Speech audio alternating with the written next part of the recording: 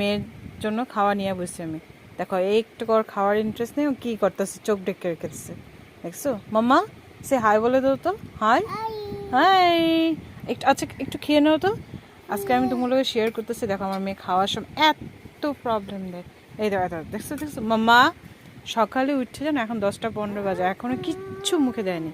আর তুমি আমার ঘর দেওয়ার অবস্থা দেখতে পারো, কি অবস্থা করছে দেখো বিছনায়।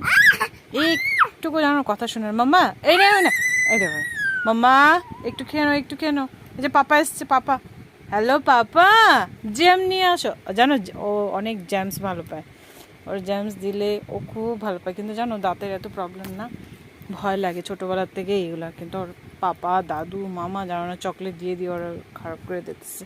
দেখো ঘুরাইতেই টার্ন করতে পারতেছে। মামা দাদা খেয়ে নাও, মারবো তাহলে।